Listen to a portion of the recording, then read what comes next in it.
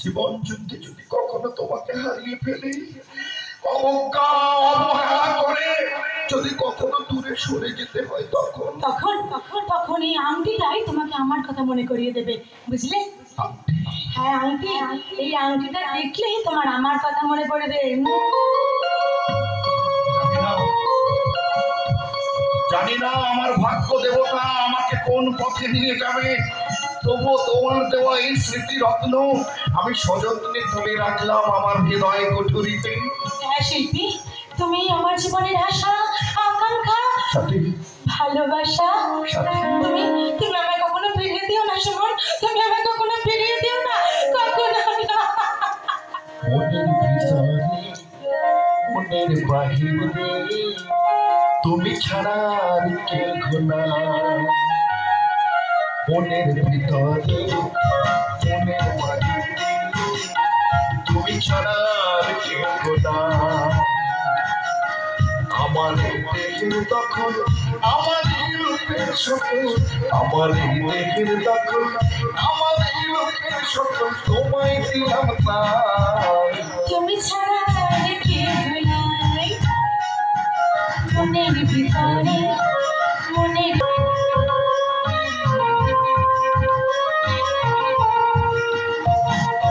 জল বিনে মাছ মরে যেমন, তুমি বিনে আমি তেমন গো। আগুনে পড়ে পতঙ্গ, তোমার প্রেমে আমার অঙ্গ গো।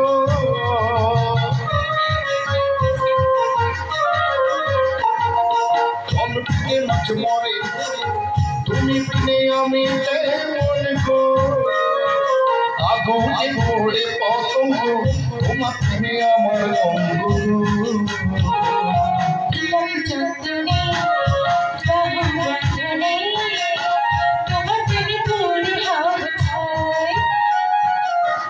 আমার দেহের দখল আমার রূপের সকল, আমার দেহের দখল আমার রূপের সকল তোমায় দিলাম তাই।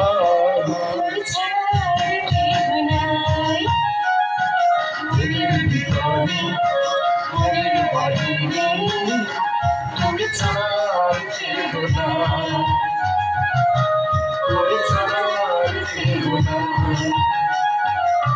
তুমি ছাড়া আমাদের কাকাবাবু তোমাদের পাশেই থাকবে না স্যার। না, আপনাকে কোনো দায়িত্ব নিতে হবে না স্যার, আপনি ব্যস্ত মানুষ। আমি একাই এর মোকাবিলা করবো স্যার, আমি একাই এর মোকাবিলা করবো।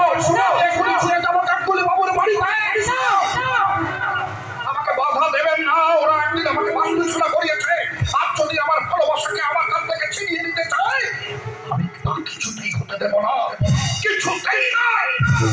গানগুলোকে হয়তো ক্ষমা করলেও করতে পারি, কিন্তু কিন্তু আমার বাবার কোনায় আমার চ্যাটার্জিকে কোনোদিনও মারবো না।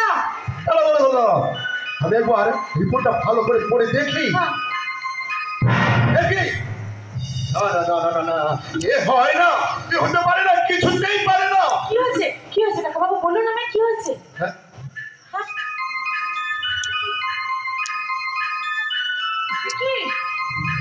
এ তো সুমনের ছবি। আরে এই ছবি এখানে কেন কাকাবাবু, বলুন। জানি না জানি না জানি না, আমি কিচ্ছু জানি না। তুমি শুধু একবার রিপোর্টটা ভালো করে পড়ে দেখো মল্লিকা, রিপোর্টটা।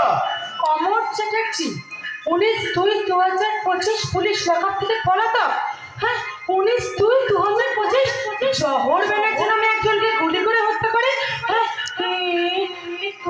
তুই বলুন। না না না না, হয় না, এ হতে পারে না, না না না, এ হয় না, এ হয় না, না।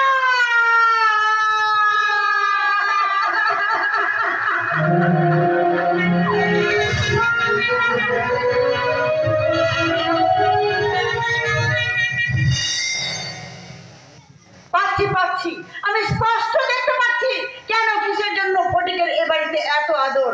ধীরে ধীরে আমার কাছে সব পরিষ্কার হয়ে যাচ্ছে। তবে শেষ সিদ্ধান্ত নেওয়ার জন্য আমার শুধু ফটিকের সাহায্য চাই। তোমাদের কাজে লাগার জন্য ফটিক তাই খারাপ পিসিমণি। তাও পিসিমণি অনেকদিন বেশ না, আমি তোমাদের সেবা করবো। আমার চাকরিটা কে করবে শুনি? হ্যাঁ শোন। না না না, শুনবো শুনবো, তোমার সব কথা শুনবো। তার আগে তোমার মুখ থেকে আমি একটা ভক্তি গীতি শুনতে চাই। আমি গান গাইবো? না বাবা না, কোনো কথা না, তোমাকে শোনাতেই হবে। শোনাও, এখানে বসে তুমি আমাকে গান শোনাও তো, বসো।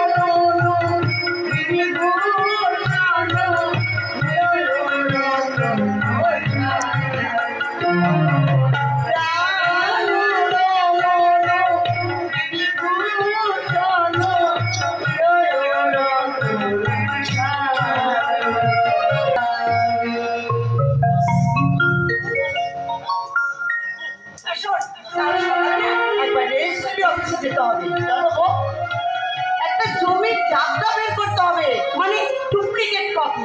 আর আমার ধারণাটা যদি সত্যি হয় তাহলে যদি কয়েক কোটি টাকার মালিক হয়ে যাবি রে পড়ি।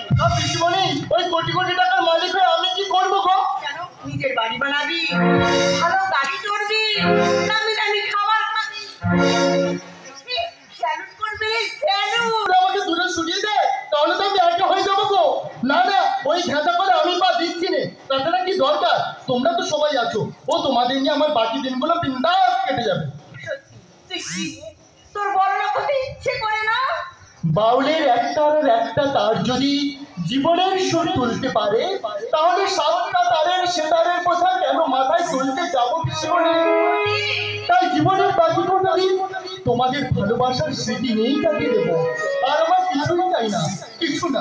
একদম মিথ্যা কথা বলবে না পটি, একদম সত্যি কথা বলছে না মা। পিসিমণি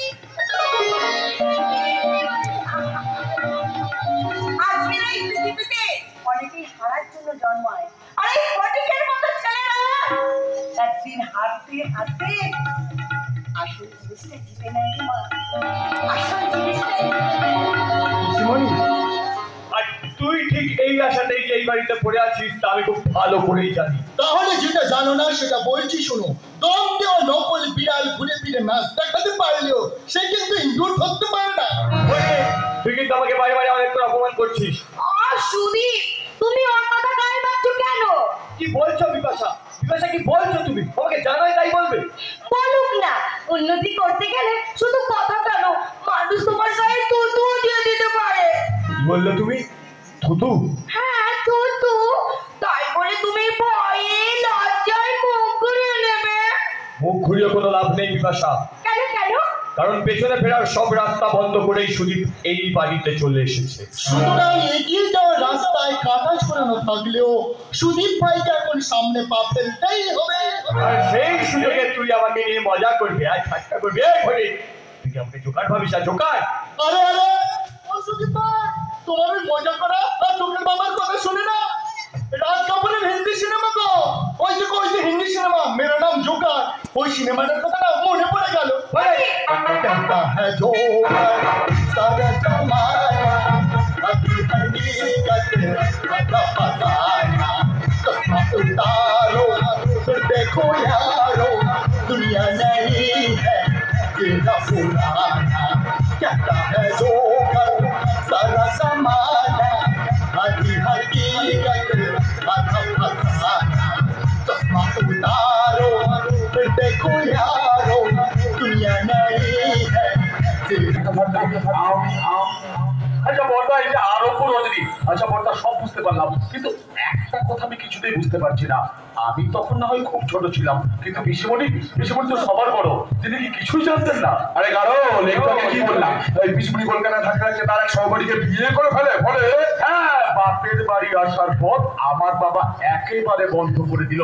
আর বাপের বাড়ির স্মৃতি মনে পড়ে গেলে ওই মায়াপুরের ইস্কন মন্দির থেকে পিসিমণি সোজা এখানে চলে আসে। যেমন আজকে এসেছিল, আবার চলে গেল। আসলে এবার পাচ্ছিস তো কেন পরীক্ষা নিয়ে এত তোয়াজ করে চলি অনুযায়ী ও এখন প্রায় 50 কোটি টাকার মালিক তো আমার সরাসরি শুধু টেনশন হয় কি ওর কানে কোন ঘুমানো দিয়ে দেবে, তাহলে একেবারে আমাদের পেছনে বাস না। আমি বলছি কালই সকালবেলা সাব রেজিস্ট্রি অফিসে গিয়ে ছলে বলে কৌশলে কিছু টাকা খাইয়ে ওই জমিটা আমাদের নামে দলিল করিয়ে নাও।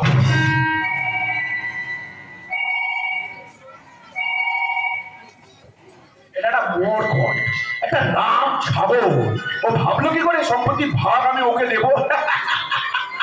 আরে হাতে রাখার জন্যই তো মাত্র একটা ওই তফতিলের মালিক করে রেখেছি, যেখানে তো কোনো উৎপাদনই হয় না, সেখানে শুধু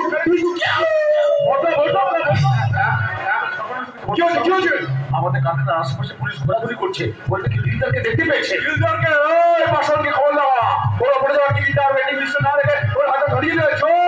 ওর ঠিকানার খোঁজটা নেই, খোঁজ খবর নেওয়ার দায়িত্বটা পুলিশে। আপনি আবার কষ্ট করে আসতে পারলেন কেন? আমাদের দুজনকে বললে আমরা তো হাজির হয়ে যেতাম স্যার। আজ আমি একটা অন্য কারণে আপনার কাছে এসেছিলাম। আপনার কারখানার পাশের জমিটা যেটা আপনি পরিচিত ওই মল্লিকাকে তো বলেছি, ন্যায্য দামের চেয়ে অনেক বেশি দাম দিয়ে ওই জমিটা আমি নিয়ে নেবো স্যার, কবে মানে কিনে নেবো স্যার। কিন্তু মল্লিকা তো ওই জমিটা বিক্রি করতে চাইছে না। আব্বা মরা বেশ, সৎ মায়ের সঙ্গে তেমন একটা সৎ ভাব নেই। তাছাড়া ওই জমিটাই তোর ভবিষ্যতের সফল, তাই ও যদি বিক্রি করতে না চায় তাহলে তো কারোর কিছু করার নেই। আমি পশুপতি গাঙ্গুলি, আমার খাদ্যে যে ভাগ বসাবে সে বক সিংহ পণ্ডত যেই হোক না কেন, তার গলার ভেতরে হাত ঢুকিয়ে আমি সেই খাবারটা বের করে নিয়ে আসি। এক্ষেত্রে সে চেষ্টা করতে গেলে আপনাদের হাত করা উঠে আসবে। হাত করা খোলার চাবিটা মালিকের পকেটে থাকে স্যার। নারায়ণ, হ্যাঁ স্যার, এখানে 20,000 আছে, কাজটা হাসিল হয়ে গেলে আরো 30,000 আমি নিজেই আপনার হাতে পৌঁছে দেবো স্যার। কিন্তু নগদ টাকা নিই না, তাহলে কি দেবেন স্যার বলুন? দেখুন, আমার স্ত্রী গত হয়েছে, একমাত্র মেয়ে হাসপাতালে শয্যাশায়ী, বাড়িতে আমি একা, তাই হাজিরাতে আপনাদের অতি আদরে ভোট কেনা হয় আমার বাড়িতে পাঠিয়ে দেবেন। আপনাদের বোনের মাথায় হাত রেখে শুধু একটাই প্রশ্ন করবো, আরে তুই যদি আমার মেয়ে হতিস তাহলে বাবার ঘুষের পয়সা ভাত মুখে তুলতে তোর কতটা চেষ্টা করতো? ওই সততার পুরস্কারই তো আপনার মেয়ে হাসপাতালের বেডে শুয়ে মৃত্যুর দিন গুনছে। মাসে মাসে কয়েক বোতল রক্ত দিয়ে তাকে খালি পচিয়ে রাখা হয়েছে। গোটা ভারতবর্ষ বিছানায় শুয়ে ঘুমোচ্ছে, তাকে বাঁচাতে গেলে রক্ত দরকার।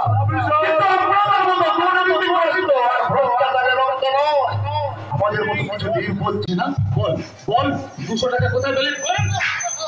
আমাকে মারবেন না বাবু, রোজ বাজার থেকে একটু করে পয়সা মাঝি আমি এই টাকাগুলো জমে আপনাদের তো বাড়ির কাজের জিনিস কিনে এনেছি। কাজেরই জিনিস? 200 টাকার ভুল কার কোন স্বার্থে লাগবে শুনে? তুমি কি বলছো পিসিমণি? ও একেবারে